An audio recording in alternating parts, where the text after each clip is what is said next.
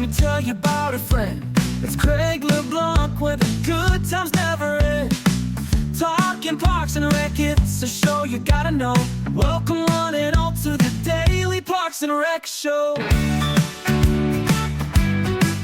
It's the Daily Parks and Rec Show.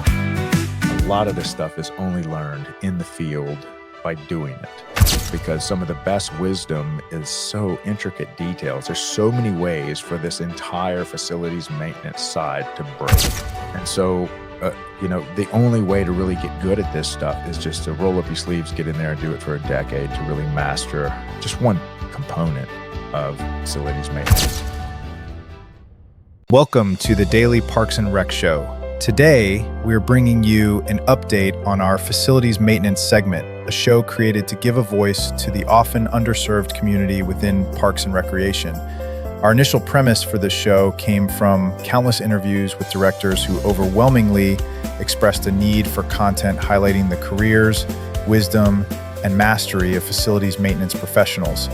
These are the unsung heroes, often with decades of field-learned wisdom in areas like turf management, urban forestry, project management, and cutting-edge irrigation systems. We're finding that just one topic, like water management for grass, can fill an entire hour-long show with intricate details and new technologies. Our goal is to pull back the curtain and painstakingly extract this invaluable wisdom from the master craftsmen who make our parks thrive. Let's dive in. All right, we are live again. This is Craig LeBlanc back from the Louisiana State Capitol. This is our facilities maintenance show in Parks and Recreation. This is the Daily Parks and Rec Show. So yesterday we had a special event. Shout out to Suzanne Diaz. She is the executive director of the Louisiana Parks and Rec Association. And they are actually celebrating their 80th year in existence this year. So appreciate all the leaders throughout the years that have made the Louisiana Parks and Rec Association possible. And yesterday was a special event because we were invited to air an interview live from the Louisiana State Capitol while they are in their legislative session. And I promise I will get back to facilities maintenance. But I did just want to kind of let everybody know this is a component of Parks and Recreation that I think is not well covered, not spoken about at all, at least from what I've seen. And if you have spoken about this, or if you are very involved in the legislative side of Parks and Recreation through their associations, please reach out to me on LinkedIn. Potentially, we could create a show on that, because from the word on the street is that as much as a third of the effort that goes into running a state association for Parks and Recreation, as much as a third of that effort goes into what happens at the legislative level, on the state level, at the state houses. So, as we all know, 50 states in the United States, 50 state governing bodies. They go into session, they pass laws. We have a state association representing all the parks and rec in that given state. They put on annual events. We attend those annual events. In addition to that, they also do sometimes monthly or quarterly regional events, kind of little microcosms of the annual event. And those are the two that we're kind of familiar with, especially that big annual event. But the legislative side is when your state goes into session and all the legislators come from all over the state to pass laws.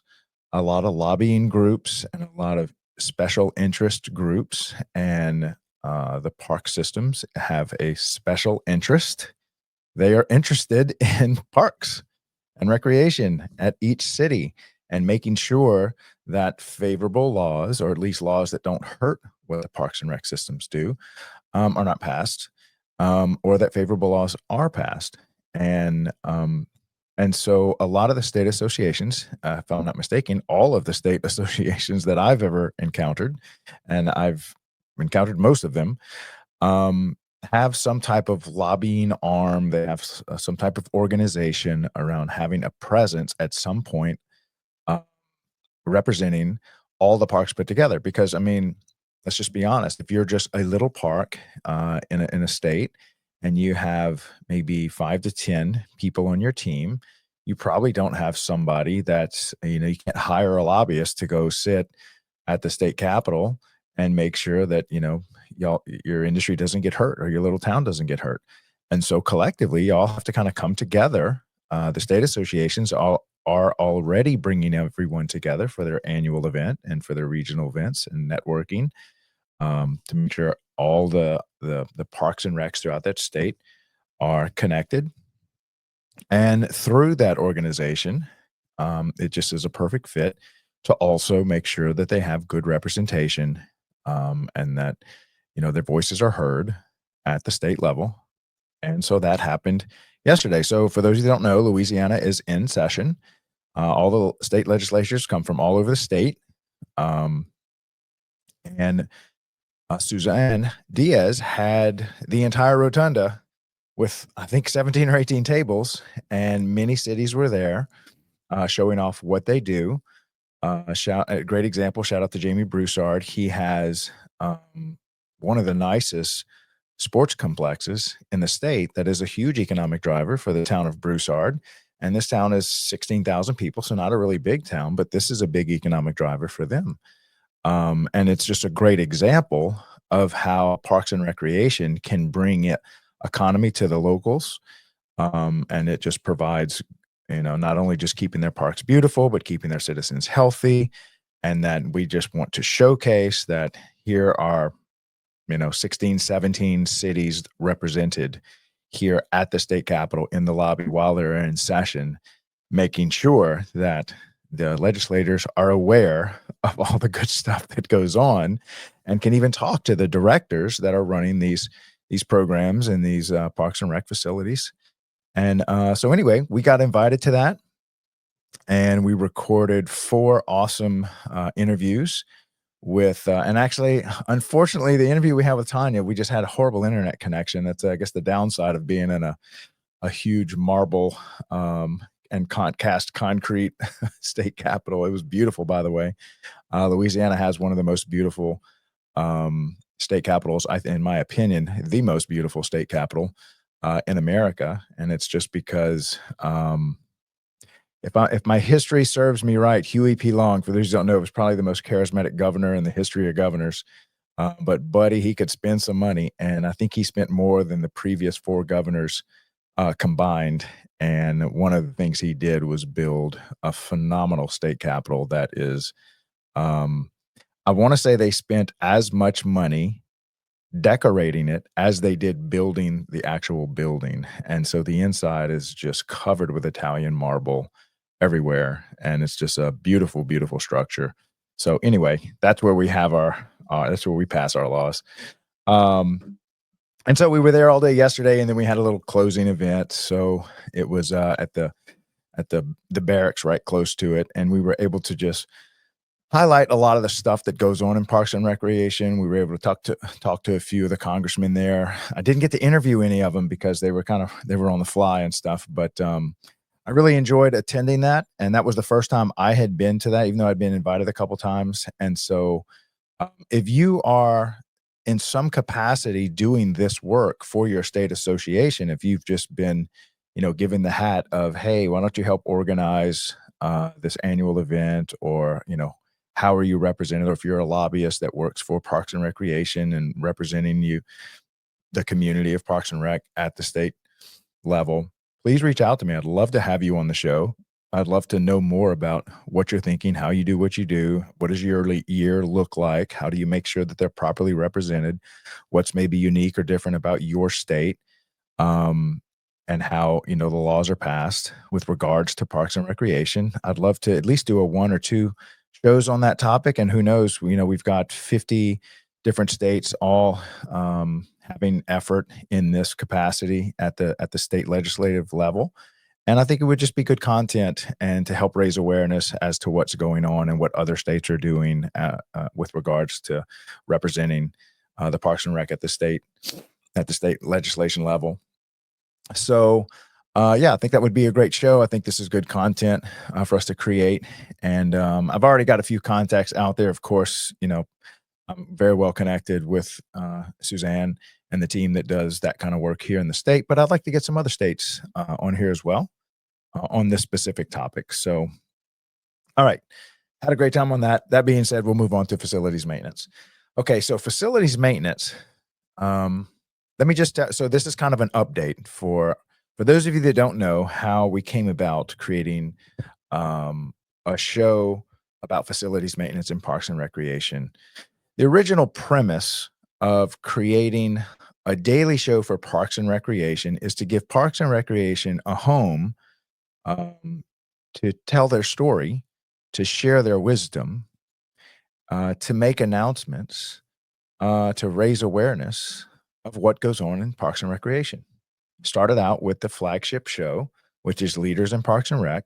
That was a Monday through Thursday show, 12 noon. In many of the phone call interviews, show preps that we do before you come onto the show, we do about an hour show prep just to kind of make sure we got all our ducks in a row about what you want to highlight, what's special about your career, or maybe unique that the whole community of Parks and Rec throughout America would be interested in. What kind of wisdom can you share with us? I would ask, are there any underserved communities within Parks and Recreation as far as content creation or events that they can attend, or continuing education, or just highlighting the careers, or sharing the wisdom and the mastery? And overwhelmingly, we came back to if you can create any content or highlight the careers or highlight the wisdom and mastery for the people in facilities maintenance, that would be fantastic because they are kind of an underserved part of the community as compared to a lot of the other hats that are being worn. And so what I would mean on that's like, just for example, not picking on anybody specifics, just we're just doing stream of thought here, things that I can pull out as examples. But say aquatics or therapeutic recreation or assistant director, there's a lot. Let's say you're a director and you're going to your annual convention at your state or at NRPA. There's a lot of breakout sessions to help directors. And so, and I think this is because, speculating here, but if you're going to your city manager saying, I need to send my team and me to NRPA or the state conference, here's the price tag for the hotels and the food and whatever else, the registration. And so your city manager may be looking at you and say, well, I'll pay for you to go and maybe one other person, or your assistant manager this year, and maybe you can go next year. And so they kind of give you a little budget to work within. And oftentimes the people that get funded to go to a lot of these events are in leadership. They're like, and when I say leadership, I mean like director, assistant director, maybe superintendent. Now, bigger departments can afford to send maybe 5 or 6. And I've even seen, like Breck Park, one I'm very close to and work with, they'll send like 10 people, especially if it's in the city that they exist. So Breck Park is in Baton Rouge. A lot of times the event is held in Baton Rouge. And so it's easy for them to send people there because they don't have to pay for hotel and food, stuff like that. So it's much more affordable. Plus, they're a very large organization. However, when it comes to the maintenance people, and so who do we find in maintenance? So someone that's in project management, someone that's in urban forestry, somebody that's in turf or field maintenance, or in charge of irrigation, or there's so many parts of Parks and Recreation, whether it's managing trails, facilities, a zoo, general park maintenance. There's really not as much for them. Now, I noticed that some states are starting to put on, shout out to Traps, they do a great maintenance rodeo the day before. And this is where a lot of the maintenance people can come out and demonstrate their skills and stuff. But as I have personally dug more into the skills and the crafts and the mastery inside of things labeled facilities maintenance in the Parks and Rec department, it is just a huge topics. I mean, there's so many professions and skills within facilities maintenance. And so I think this, and of course, when I'm interviewing hundreds of directors, I think we're approaching 400 directors just this year that I have interviewed on the phone in prep for the show. They all nearly unanimously said, absolutely, facilities maintenance, that's a big one. Please create something for them. So out of that, we created our 10:30 a.m. show, which is this one. And typically we do have a guest for this one. But because we're still ramping up the show, this is somewhat of a newer show. I'm not exactly sure what week we're on. This might be our 5th or 6th week of doing a facilities maintenance show at 10:30 a.m. Monday through Thursday slot. And right now we're just trying to say, let's define facilities maintenance, and then let's dig even deeper into each of those topics and definitions and stuff. And what I am finding personally, now from my background, I grew up as an electrician. I became a master electrician. I became an entrepreneur. Well, I guess I've always been an entrepreneur. And my experience with Parks and Recreation, aside from when I was younger, I used to work in Parks and Recreation, just as one of the lawnmower, help managing the fields and stuff. Aside from that, I would always work with other electricians, some of the superintendents. We would provide electricians and we would install stuff for them and, fix stuff that was broken, that was, I guess, a little bit out of the Parks Department's expertise. And that was about it. But I really never got in, I really didn't start to pull back the layers of everything that sits under that umbrella, facilities maintenance. And so I'll give y'all a great example. Go back to the episode where me and Garrett James spoke about, I think this is might be second or third time that Garrett has been on the show. And so we decided, let's just talk about grass, agronomy, agrostology, the study of grass. I hope I'm pronouncing that right. And so we were typing behind the scenes and saying, all right, we're just going to talk about grass, turf management, stuff like that. And the topic kind of got on, well, if we're going to talk about grass, let's talk about what creates healthy grass, stuff like that. And so we got on the topic of water right out the gates. Hour-long show. We never got off of water. We literally started talking about a golf course he used to manage, and how the price of water, and that how rich in nitrogen water is when it falls through the sky, which is 70% nitrogen, and then hits the plant after falling through several miles of nitrogen-rich atmosphere. And that's why rainwater is super healthy for your plants, and not nearly, much more healthy than the drinking water that we drink that comes out of the tap. Plus it's free. But the more superior water was lake water, especially if it was well stocked with fish, because the fish kind of eat in there and poo and it sinks to the bottom. And if you can kind of pull some of that nutrient rich water out of a lake and pump it through your sprinkler systems, that the grass really loves that. It's super nutrient dense, and it's got a lot of biomatter in it that really helps with the vegetation that you're trying to grow. And so number one on the list was like lake water.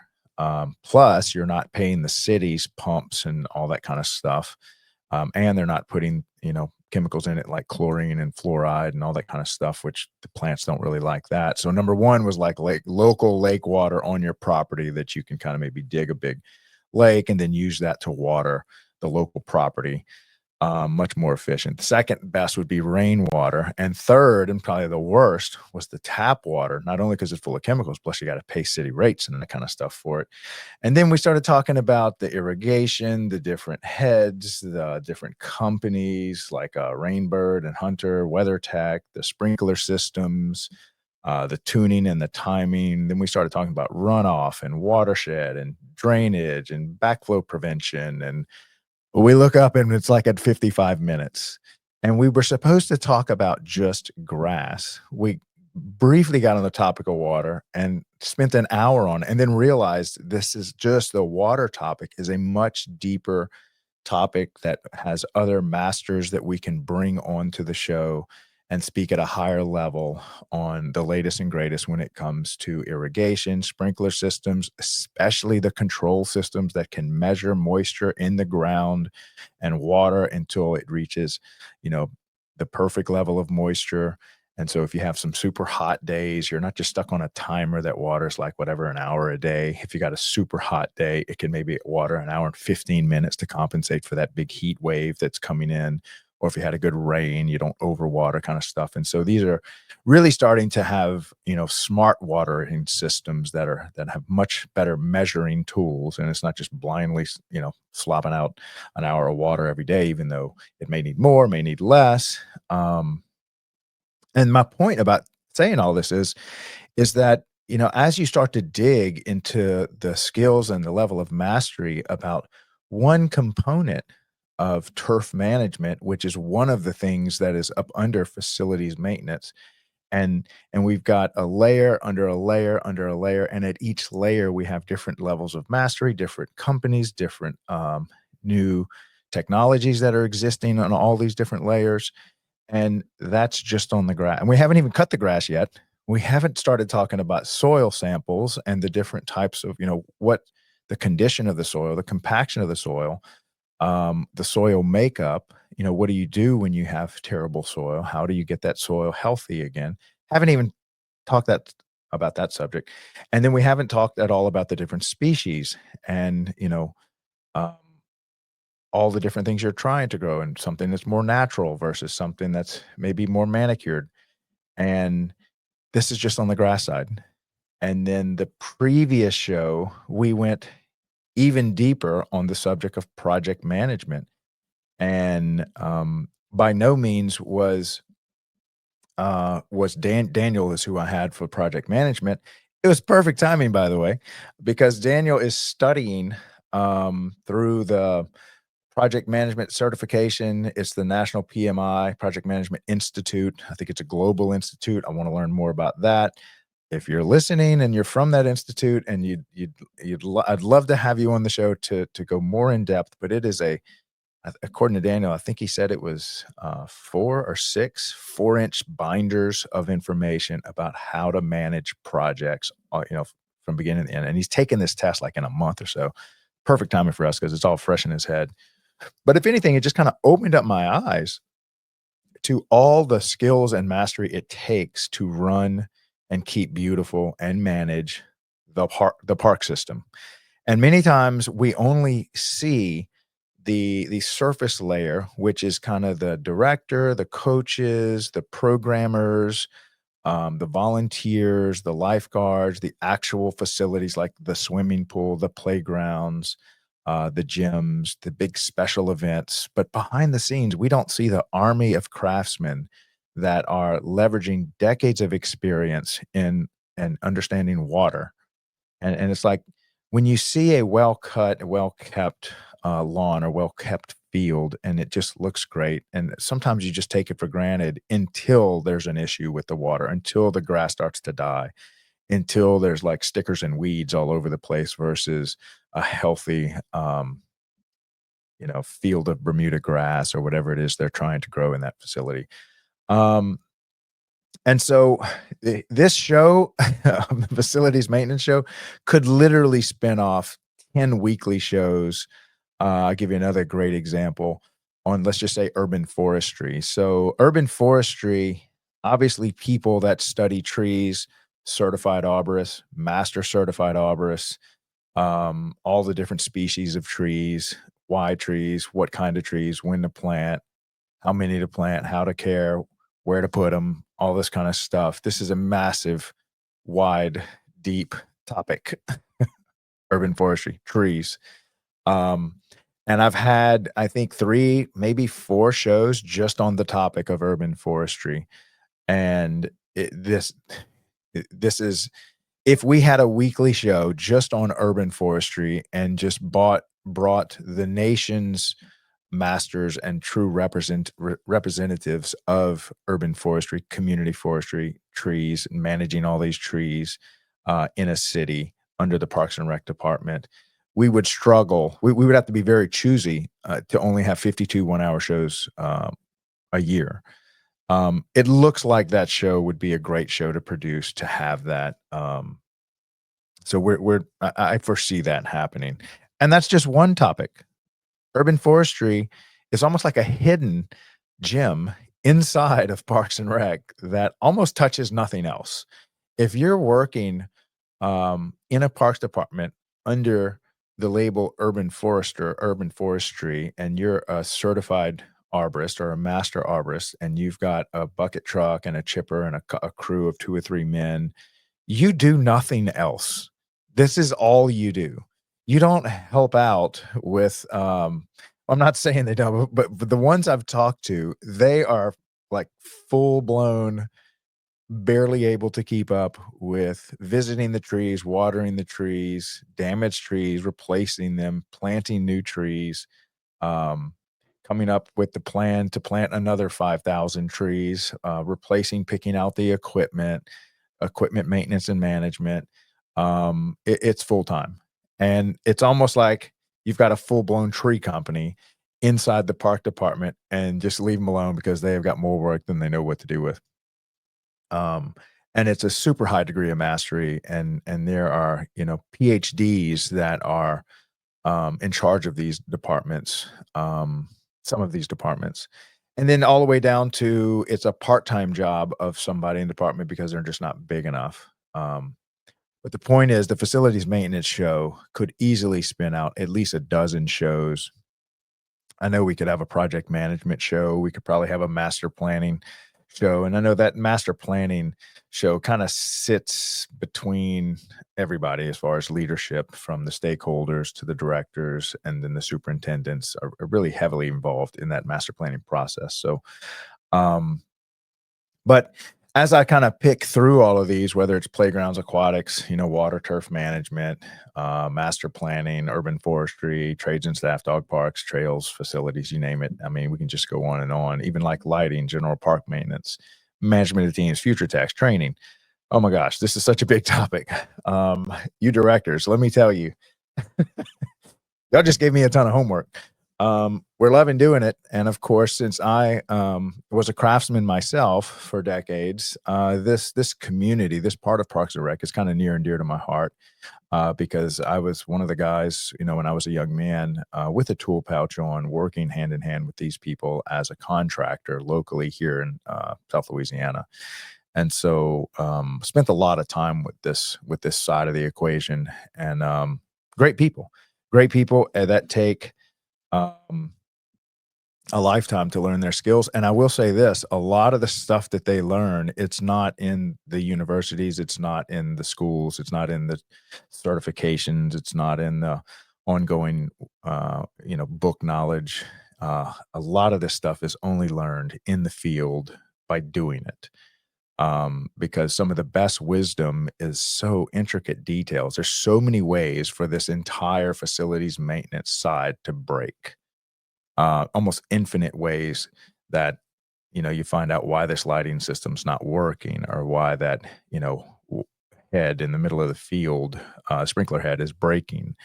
And so, the only way to really get good at this stuff is just to roll up your sleeves, get in there and do it for a decade to really master just one component of facilities maintenance.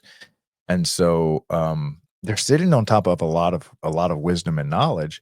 And for the most part, at least I haven't found, a really good, well-organized digital content library that just digs deep into this arena and just starts trying to painstakingly pull out that wisdom from, the master craftsman has been doing this for decades. And so that's kind of what we're here to do. We're here to basically pull the curtain back, get upstage some of the best in urban forestry, some of the best in irrigation. And look, whether you're a vendor or whether you're working in urban forestry at your park for 2 decades, I think wisdom is wisdom, wherever it is. Let's get it recorded. Let's get it on the show. And I think that's going to provide the value that the directors were talking about when I would ask the question, is there an underserved part of this community as far as telling the story, sharing the wisdom, all that stuff? And almost every time it was pointing towards facilities maintenance. Now, a lot of directors have come up through this side. I don't know the percentage, but if I had to just take a stab at it, probably a third, at least a quarter of all leadership came through the superintendent, the turf management side, the managing the golf course, the project management.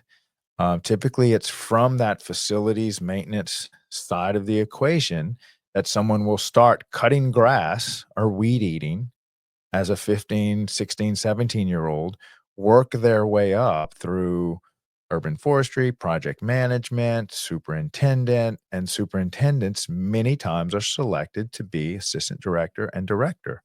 And so some of our leaders are coming from this side, and that's just a blind, dart. If I had to guess through who I've interviewed, at least a quarter, maybe as high as a third of the leadership came from the maintenance side.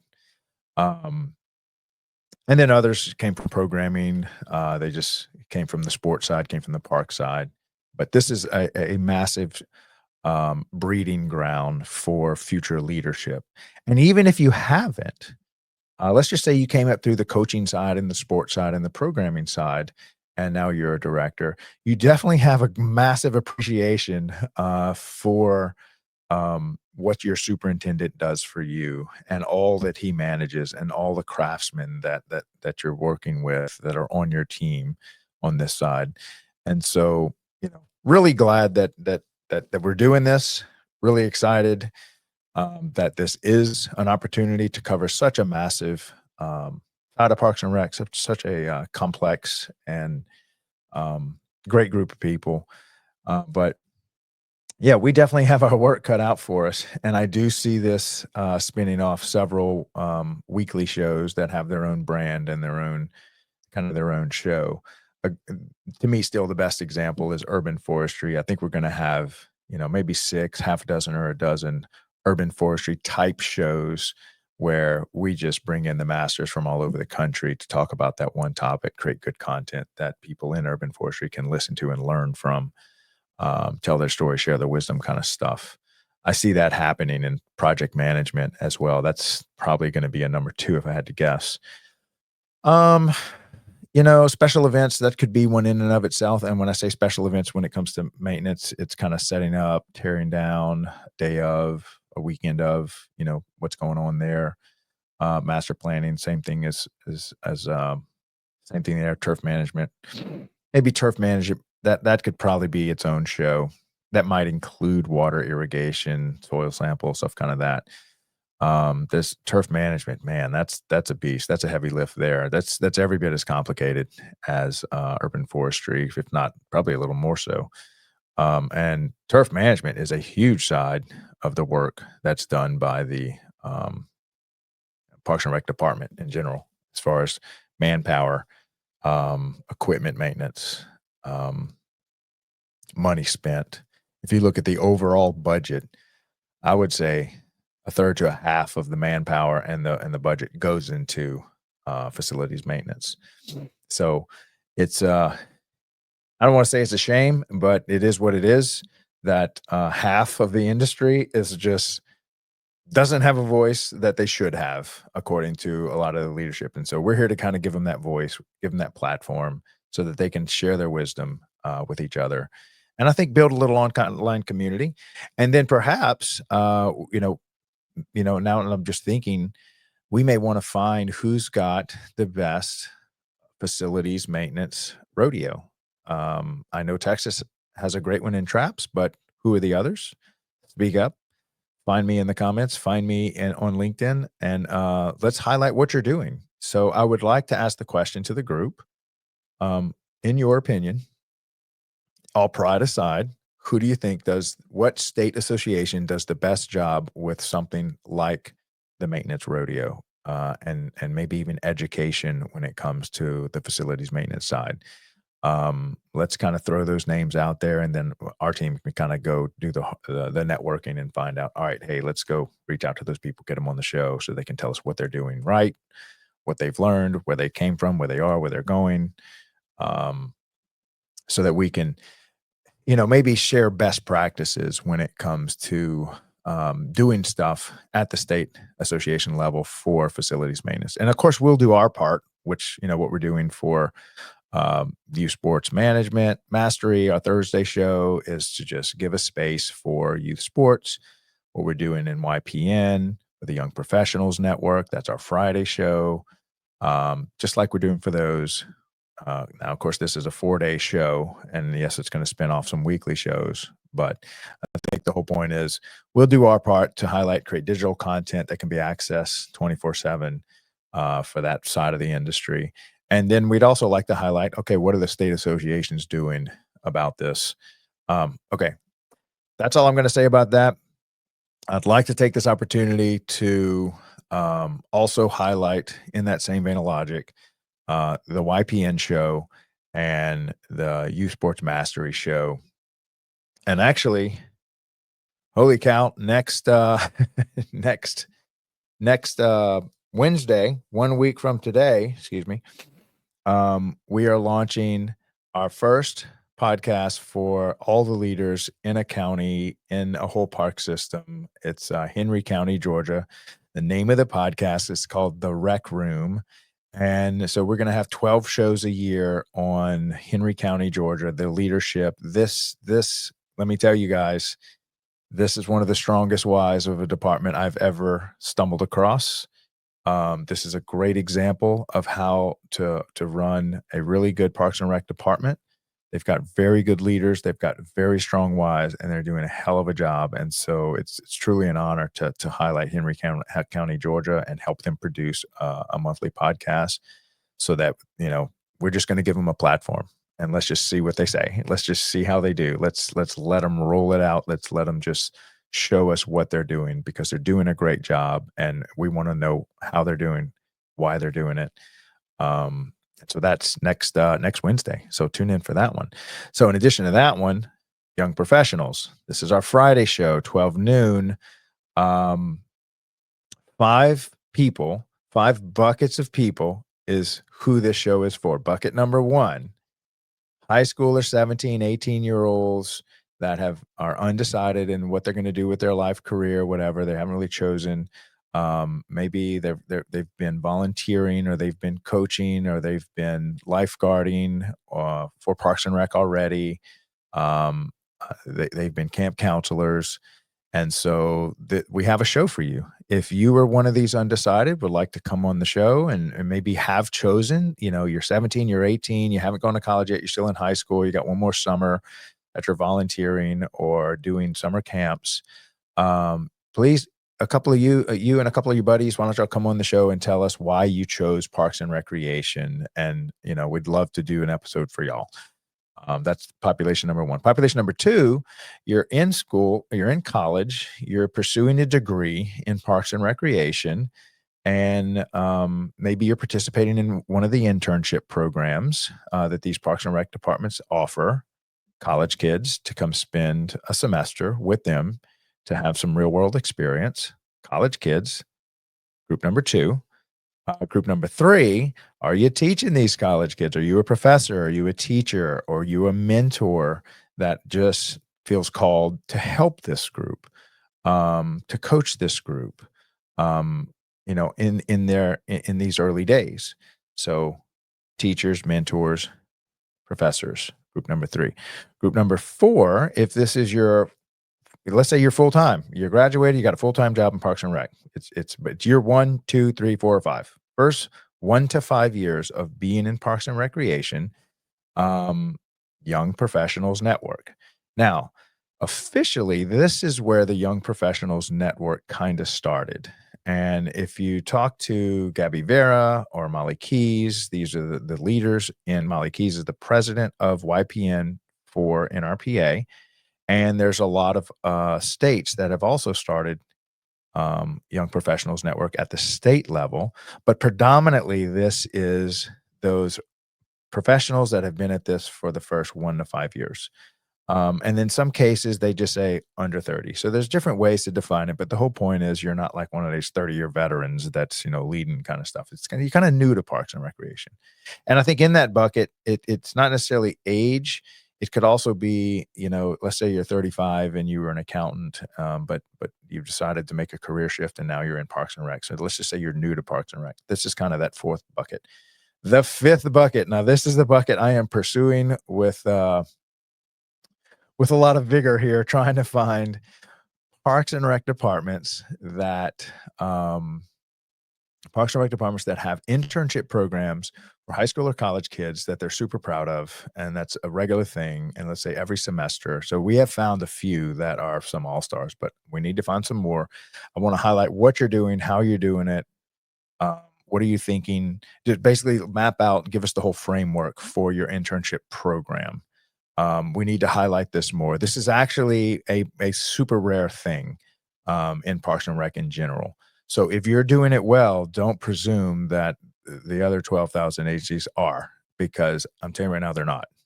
Most Parks and Rec departments that I've talked to, and again, I've talked to 400 just so far this year, don't have an internship program, weak or strong or otherwise. And then there are a significant amount that have had internships. It kind of goes through the city, and then sometimes they'll get placed with one, but it's not inside the Parks and Rec department. And then I have found a few heroes out there that have a Parks and Rec department internship program paid, and every semester, fall semester, spring semester, and the summer, they get an intern and they get to shadow the director, the assistant director, really participate in building something while they're there, and exit with something that they can be proud of and put on their resume as, this is what I did, and here was the results, and here's what I learned. And so that looks really good on a resume when you're applying to go full-time into Parks and Recreation. So if that's the fifth population, if you have a strong internship program, please reach out to me. If you know of somebody that has a strong internship program, please reach out to me. If you went to an internship program and you're a college kid, get me in touch with that internship program so we can get those guys on stage to share their best practices, the what, the why, the hows of how they're doing this. So all that sits on top of that Friday show. We're building that one out. And I think we're on our 5th or 6th week of that one as well. All right. And lastly, I'll end with this one. And we actually have a little commercial that we made for this one. This is a shout out to my brother, Aaron Locks. He is my co-host, soon to be just the host of the show. He doesn't need me anymore. I don't think he ever did. He does a great job bringing on guests, interviewing guests, highlighting youth sports and the masters of it, from coaches, officiating, to athletic directors. This guy has been in this side of Parks and Recreation for 40 years, has a great company called National Academy of Athletics.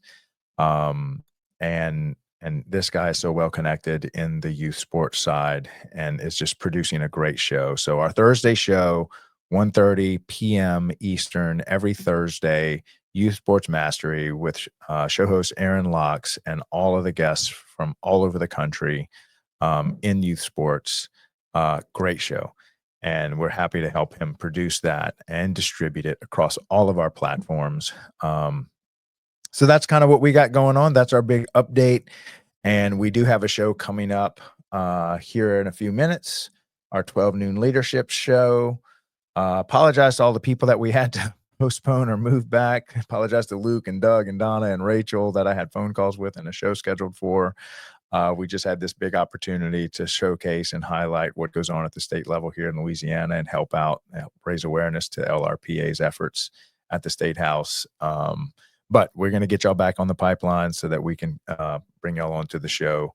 Looking forward to that. But today we have Meredith Lawrence coming on the show today.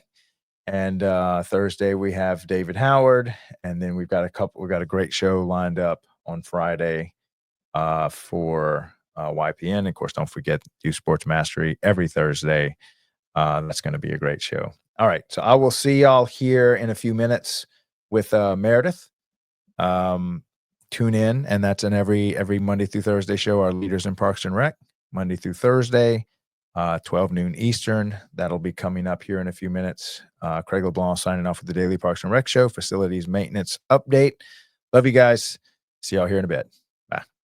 At DPRS Media Co., we don't just create content. We elevate community through storytelling. Now, we're proud to introduce the newest addition to the family. Welcome to Youth Sports Mastery, the podcast where champions are shaped, not just on the field, but in life. Hosted by the doorman himself, Craig LeBlanc, and National Academy of Athletics founder Aaron Locks. Youth Sports Mastery dives deep into how youth sports can empower kids, strengthen communities, and build leaders.